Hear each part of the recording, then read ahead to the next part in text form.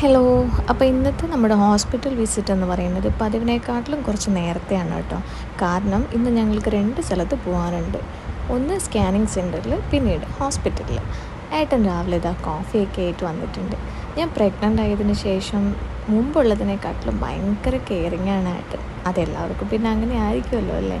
നമ്മുടെ ഈ ഒരു പ്രഗ്നൻസി ടൈമിൽ നമ്മൾക്ക് ഏറ്റവും കൂടുതൽ ആവശ്യം നമ്മുടെ ഹസ്ബൻഡിൻ്റെ കെയറിങ് ആണ്. എല്ലാവർക്കും അത് കിട്ടണം എന്നില്ല, എന്നാൽ കിട്ടിയ ഒരുപാട് പേരുണ്ട്.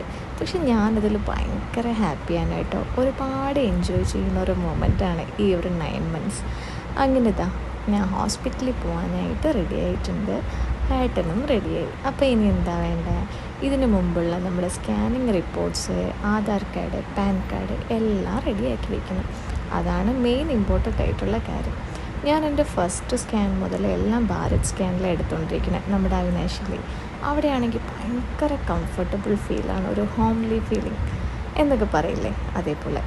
രാവിലത്തെ അപ്പോയിൻറ്റ്മെൻ്റ് ആയതുകൊണ്ട് ഡോക്ടർ കുറച്ച് ലേറ്റ് ആവുമെന്ന് പറഞ്ഞിട്ടുണ്ട്. എന്തായാലും നമുക്ക് പോയി നോക്കാം അല്ലേ.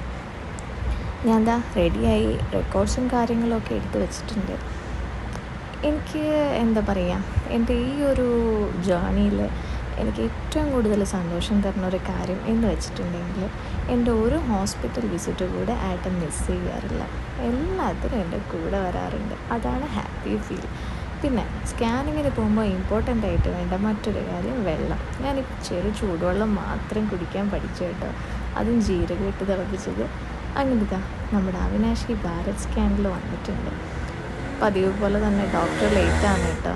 പക്ഷെ സാരില്ല, അങ്ങനെ ലേറ്റ് ആയിക്കഴിഞ്ഞാൽ നമ്മൾ ഒഴിവ് സമയങ്ങളിൽ എന്താ ചെയ്യുക? Selfie video. പ്രത്യേകിച്ച് വേറെ പണിയൊന്നും ഇല്ലല്ലോ. അങ്ങനെ ഞാനുമായിട്ടും കുറേ സെൽഫി വീഡിയോസും ഫോട്ടോസും ഒക്കെ എടുത്തു. അങ്ങനെ ഇരുന്നപ്പോഴാണ് നമ്മുടെ വണ്ടി പാവം അവിടെ തനിച്ചിരിക്കണമല്ലോ എന്നൊരു ഫീലിംഗ്. പിന്നെ അതിൻ്റെ കുറച്ച് വീഡിയോ ഒക്കെ എടുത്തു. കണ്ടില്ലേ ആനന്ദുള്ള ഒരു വിഷമം. അതൊക്കെ കഴിഞ്ഞതാ ഫൈനലി ഹോസ്പിറ്റലിൽ എത്തിയിരിക്കുകയാണ്. ഇനി ഡോക്ടറെ കാണണം, സ്കാനിങ് റിപ്പോർട്ട് കാണിക്കണം. അങ്ങനെതാ അതും കാണിച്ചു.